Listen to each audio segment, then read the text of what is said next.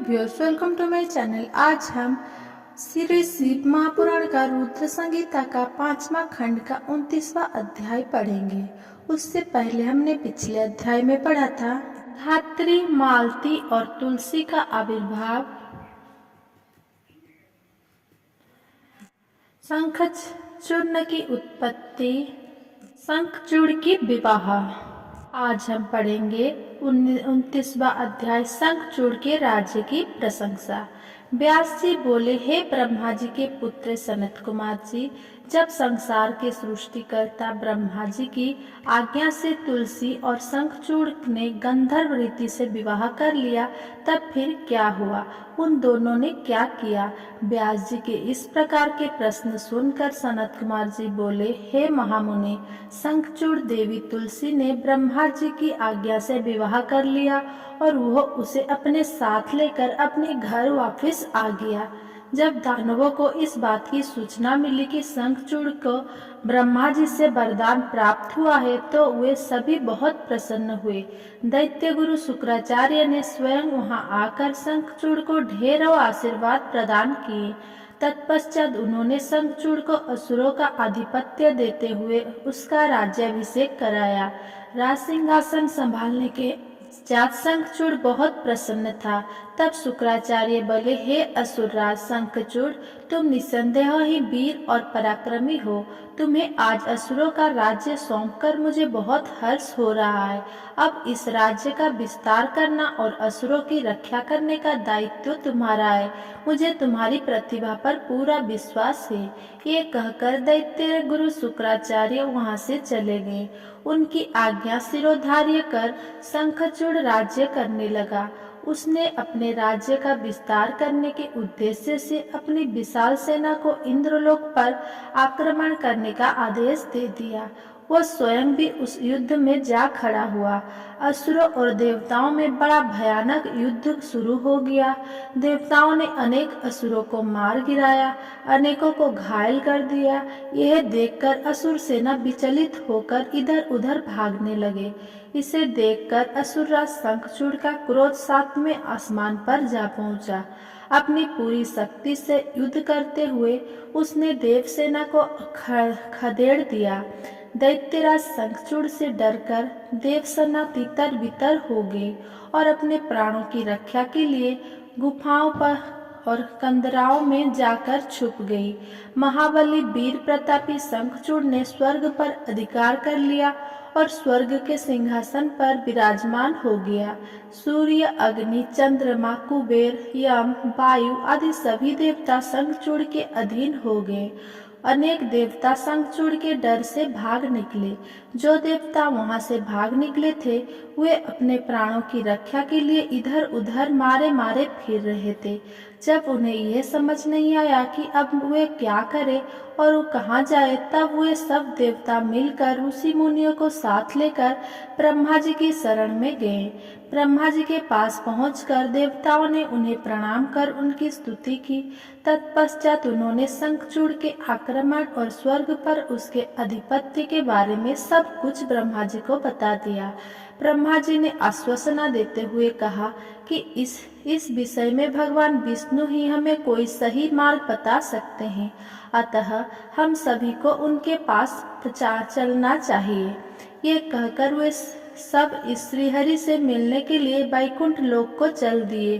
वैकुंठ लोक पहुंचकर दैत्यराज, देवराज इंद्र और ब्रह्मा जी सहित सभी देवताओं ने लक्ष्मीपति विष्णु जी की स्तुति की और उन्हें सारी बातों से अवगत कराया।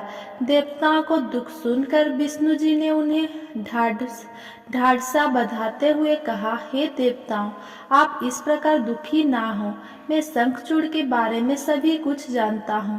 पहले वो मेरा अनन्य भक्त था। इस बारे में हमें देवादिदेव महादेव जी से विचार विमर्श करना चाहिए, क्योंकि वे ही इस समस्या का सही समाधान बता सकते हैं।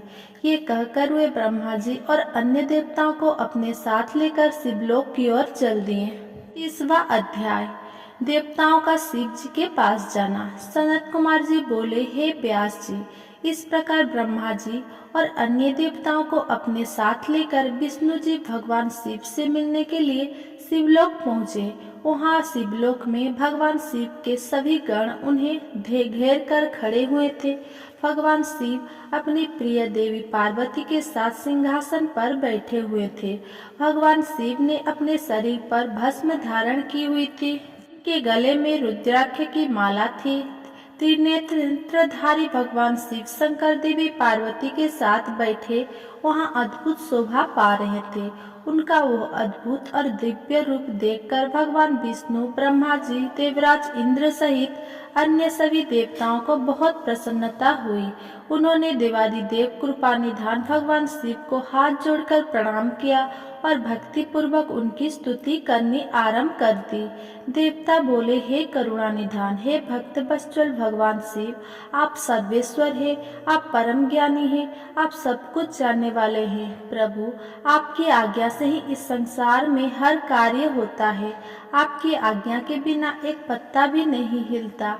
भगवान, आप तो सब कुछ जानते हैं। हे भक्त वत्सल, आप सदा ही अपने भक्तों की रक्षा करते हैं और उनकी सभी इच्छाओं को पूरा कर उनके अभिष्ट कार्यों को पूरा करते हैं। भगवान, हम इस समय बड़े दुखी होकर अपने प्राणों की रक्षा के लिए आपकी शरण में आए हैं।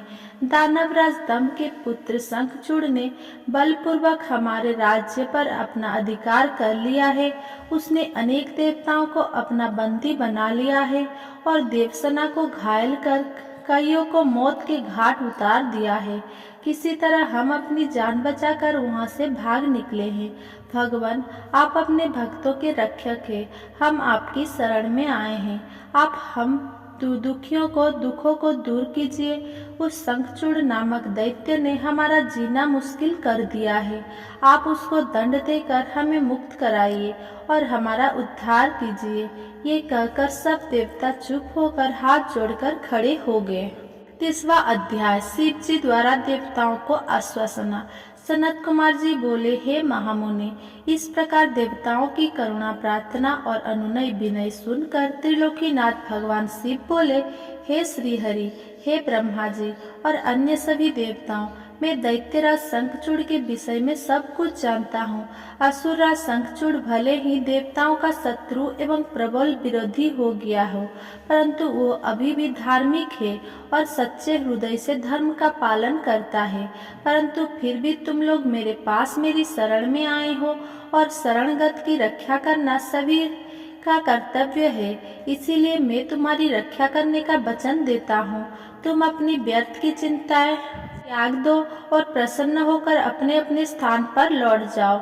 मैं निश्चय ही शंखचूड़ का संहार करके उसके द्वारा दिए गए कष्टों से तुम्हें मुक्ति दिलाकर तुम्हारा स्वर्ग का राज्य तुम्हें वापस दिलाऊंगा।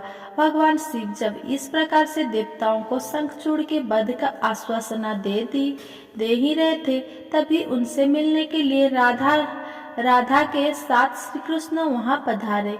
भगवान शिव को प्रणाम करके वे प्रभु की आज्ञा से उनके पास ही बैठ गए। श्री कृष्ण और राधा ने महादेव जी की मन में बहुत मन से स्तुति की। जब भगवान शिव ने उनसे उनके आने का कारण पूछा, तब श्री कृष्ण बोले, हे कृपा निधान दयानिधि, आप तो सब कुछ जानते हैं। आप ही इस जगत में सनाथ है। आप तो जानते ही हैं कि मैं और मेरी पत्नी दोनों ही शाप भोग रहे हैं। मेरा पार्षद सुदामा भी शाप के कारण दानव की योनि में अपना जीवन जी रहा है। आप भक्त वत्सल है। प्रभु, हम आपकी शरण में आए हैं। हम पर अपनी कृपा दृष्टि करिए और हमें हमारे दुखों से मुक्ति दिलाइए। भगवान, अब हमें इस शाप से मुक्ति दिलाइए। भगवान श्री कृष्ण की इस प्रार्थना को सुनकर देवादिदेव महादेव जी बोले, हे कृष्णा, आपको डरने की कोई आवश्यकता नहीं है। निश्चय ही आपका कल्याण होगा। आप शाप के अनुसार 12 कल्प तक इस शाप को भोगने के पश्चात ही राधा सहित अपने निवास वैकुंठ लोक को प्राप्त होंगे। आपका सुदामा नामक पार्षद इस समय दानव योनि में शंखचूड़ के रूप में सभी को दुख दे रहा है। इस समय वो देवताओं का प्रबल विरोधी और शत्रु है। देवताओं को उसने बहुत कष्ट दिया है। उनका राज्य छीनकर उन्हें बंदी बना लिया है।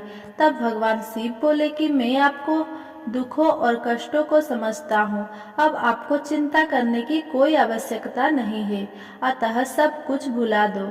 तब उन्होंने ब्रह्मा जी और श्रीहरि विष्णु को आदेश दिया कि वे वहाँ से जाकर अन्य देवताओं को समझाएं कि वे निश्चित हो जाएं। मैं उनकी इच्छा अवश्य पूरी करूंगा और उन्हें शंखचूड़ के भय से मुक्त कराऊंगा। भगवान शिव के ये अमृत वचन सुनकर श्री कृष्ण, राधा, ब्रह्मा जी सहित श्रीहरि विष्णु को बहुत संतोष हुआ। तब वे उन्हें हाथ जोड़कर प्रणाम करने लगे।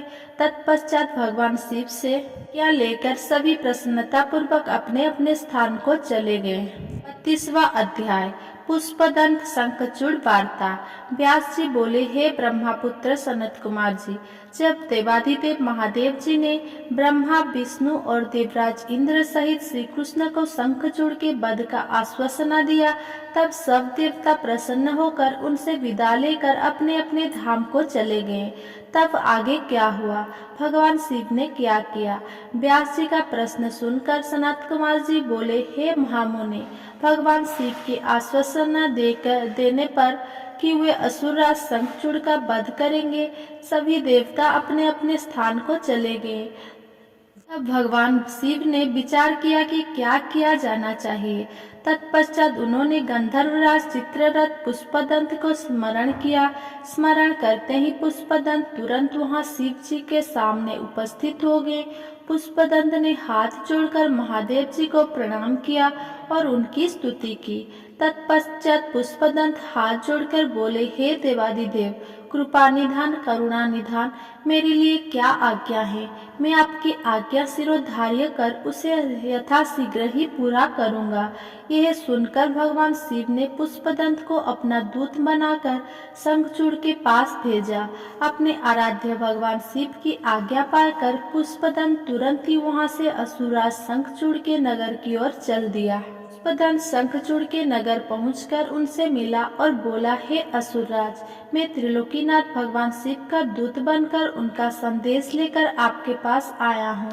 उन्होंने कहा है कि आप यथाशीघ्र देवताओं को उनका राज्य वापस सौंप दें, अन्यथा भगवान शिव के साथ युद्ध करें। युद्ध में उनके हाथों आपका वध निश्चित है। मैंने भगवान शिव के सभी वचन आपसे कह दिए हैं। आप जो संदेश उन्हें देना चाहे मुझे बता दें, मैं आपका संदेश भगवान शिव तक पहुंचा दूंगा। पुष्पदंत नामक दूत की बातें सुनकर असुरराज शंखचूड़ बोला, हे मूर्ख दूत, क्या तुम मुझे बेवकूफ समझते हो? जाकर अपने स्वामी से कह दो कि मैं देवताओं को उनका राज्य वापस नहीं दूंगा। मैं वीर हूँ, युद्ध से नहीं डरता। अब शिव और मेरा सामना युद्ध भूमि में ही होगा। असुरराज शंखचूड़ के ऐसे वचन सुनकर पुष्पदंत मन ही मन क्रोध की सारी सीमाएं पार कर गया, परंतु अपने स्वामी की आज्ञा के बिना वो कुछ नहीं करना चाहता था, इसीलिए चुपचाप वापस शिव जी के पास लौट गया। 30वां अध्याय भगवान शिव की युद्ध यात्रा। ब्रह्मापुत्र सनत कुमार जी बोले, हे महर्षि, जब भगवान शिव का पुष्पदंत नामक दूत शंखचूड़ की नगरी से वापस आया तो उसने कैलाश पर्वत पर पहुंचकर भगवान शिव को असुरराज शंखचूड़ द्वारा कही गई सभी बातें बता दी। तब दूत के इन वचनों को सुनकर भगवान शिव को बहुत क्रोध आया। भगवान शिव ने अपने वीर साहसी गणों और अपने दोनों पुत्र कार्तिकेय और गणेश को बुलाया। उन्होंने भद्रकाली सहित अपनी पूरी गण सेना को युद्ध के लिए तैयार होने की आज्ञा प्रदान की। भगवान शिव की आज्ञा के अनुसार उनके वीरगण और पुत्र ने युद्ध के सभी तैयारियां अति शीघ्र पूरी की और आकर इस बात से भगवान शिव को अवगत कराया। तब त्रिलोकीनाथ भगवान शिव ने अपने देवसेना और गणों के साथ दैत्यराज शंखचूड़ की नगरी की ओर प्रस्थान किया। पूरी देवसेना प्रसन्न मन से भगवान शिव की जय जयकार करती हुई आगे बढ़ रही थी। उनके प्रिय पुत्र गणेश और कार्तिकेय सेना के अधिपति के रूप में अपने सेना का नेतृत्व कर रहे थे। भगवान शिव की सेना में 8 भौरव, 8 वसु, 11 रुद्र और 12 सूर्य भी सम्मिलित थे। अग्नि, चंद्रमा, विश्वकर्मा, अश्विनी कुमार, कुबेर, यम, नैत्रस्त्री, नल कुबेर, वायु, वरुण, बुध और मांगलिक ग्रह नक्षत्र भी भगवान शिव की सेना की शोभा बढ़ा रहे थे। उनकी सेना में देवी भद्रकाली, जिनकी 100 भुजाएं थी, अपने पार्षदों को साथ युद्ध भूमि की ओर प्रस्थान कर रही थी। भद्रकाली देवी की जीभ 1 योजन लंबी और चलायमान थी। उनके हाथों में शंख, चक्र, गदा, पद्म, खड्ग, चर्म, धनुष, बाण आदि अनेकों वस्तुएं थी। भद्रकाली देवी के एक हाथ में 1 योजन का गोल खप्पर, एक में आकाश को स्पर्श करने वाला लंबा त्रिशूल तथा अनेक शक्तियां विद्यमान थी। देवी भद्रकाली का अनुसरण करते हुए उनके साथ 3 करोड़ योगिनी, 3 करोड़ डाकिनियां भी थी, जो अपनी सेना को साथ लेकर शंखचूड़ की असुर सेना को मजा चखाने के लिए पूरे जोरों शोरों से चल रही थी। इस प्रकार त्रिलोकीनाथ भगवान शिव की विशाल देव सेना, जिसमें 1000 वीरों बलशाली गण विद्यमान थे, पूरे मनोयोग के साथ युद्ध स्थल की ओर बढ़ रही थी। तब भगवान शिव ने अपनी सेना को एक वट वृक्ष के नीचे कुछ देर विश्राम करने के लिए कहा और स्वयं भी उसी वट वृक्ष के नीचे आसन लगाकर बैठ गए। 34वां अध्याय, शंखचूड़ की युद्ध यात्रा। सनत कुमार जी बोले, हे व्यास जी, उधर दूसरी ओर जब भगवान शिव का दूत पुष्पदंत असुरराज शंखचूड़ के पास से वापस लौट गया, तब असुरराज शंखचूड़ भी अपने मन में युद्ध करने की निश्चय करके अपने प्रिय पत्नी देवी तुलसी के पास पहुंचा। वहां उसने तुलसी को बताया कि हे देवी, अब मुझे कल सुबह युद्ध के लिए प्रस्थान करना होगा।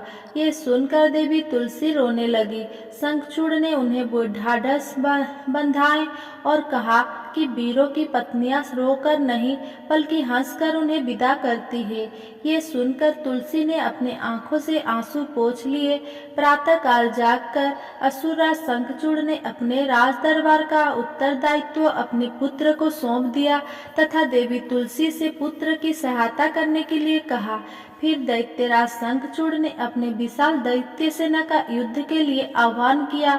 अपने स्वामी दैत्यराज शंखचूड़ के बुलाने पर विशाल दैत्य सेना पल भर में संगठित हो गई। उस असुर सेना में अनेक वीर और पराक्रमी योद्धा थे।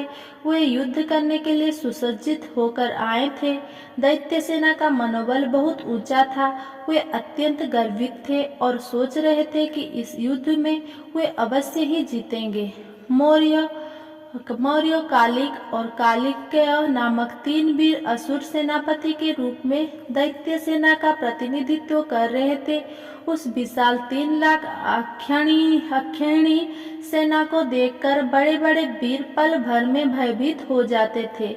असुरराज शंखचूड़ अपने विशाल दैत्य सेना को देखकर बहुत खुश हो रहा था। तब युद्ध के लिए प्रस्थान करती हुई उस सेना का नेतृत्व स्वयं असुरराज शंखचूड़ ने आगे आकर किया। उनके पीछे वाले रथ में दैत्य के गुरु शुक्राचार्य उनका मार्ग प्रशस्त कर रहे थे। इस प्रकार अपने स्वामी शंखचूड़ की जय जयकार का उद्घोष करती हुई वो राक्षस सेना पुष्पभद्रा नामक नदी के किनारे एक अक्षय वट वृक्ष के नीचे दैत्य सेना ने अपना डेरा लगाया। वहीं से कुछ दूरी पर देव सेना ने भी अपना डेरा डाला हुआ था। अगर मेरा ये वीडियो आपको पसंद आया हो तो मेरा वीडियो को लाइक, कमेंट, शेयर करें एंड मेरा चैनल को सब्सक्राइब करें।